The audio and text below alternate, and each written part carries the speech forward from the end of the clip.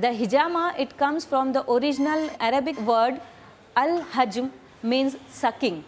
As if a infant is sucking the breast and sucking the milk out of the breast. The cupping is the method of relieving local congestion by applying vacuum, and this vacuum can be created either by heat or by suction. When the nature brings pain to any person, it indicates that toxins are accumulated in the body and the body wants to get rid of these toxins. So if the body is not able to get rid of these toxins, it is the physician's job to make an artificial opening and take out the toxins from the body by means of cupping. There are two types of cupping, dry cupping and wet cupping. In dry cupping, we just do a little bit of massage to that area or apply oil, and then we put the cup and we do the suction, and after some time we just take out the cup.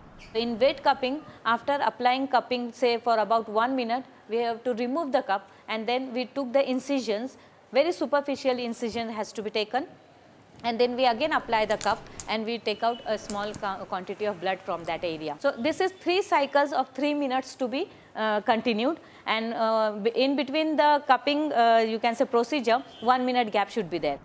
Most of the cupping points are on the back of the body. Now the back is considered as the mirror of the internal organ. We put the cup on the paravertebral zones, and these zones, they reflect the internal activity of the organ. So while doing cupping, we can bring lymphatic and blood flow to that area. There won't be any, you can say, side effect of the cupping, except that the person may be having fear or anxiety because for the first time he is going for the new therapy. क्या problem? मेरे को paralysis का है। कब से ये है? ये अभी मेरे को 7 साल हो गए। 7 साल हो गए। तो इधर में 3 महीने से आ रहा है। इसमें मेरे को काफ़ी ये ट्रीटमेंट से फ़ायदा हुआ है।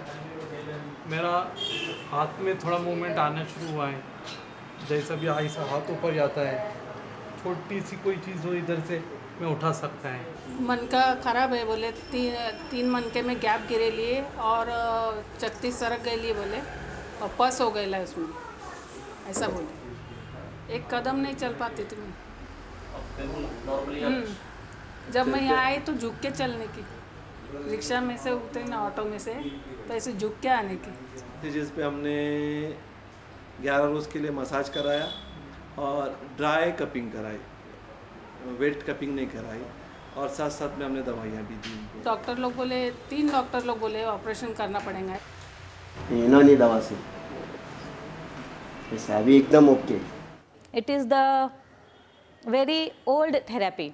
You can say the history is around 5,000 years old.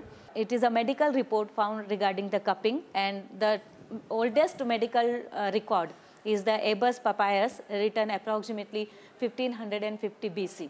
Initially, in the ancient ages, the cup is considered to be the symbol of medicine. The Africans, they used to do cuppings, and they use cow horns for using the cupping. In India also, cupping has been used, and Indian use bamboo. Most of the Gulf countries, the cupping therapy has been used on a regular basis, not for any therapeutic purpose. They can be used as a prophylactic purpose. Cupping therapy has got very strong connection with Islam. It has got a religious connection. Quran में कहा गया है, कुल्लो नफ्सिन ज़ायक़तुल मौत, हर जी नफ्स को मौत का मज़ा चखना है।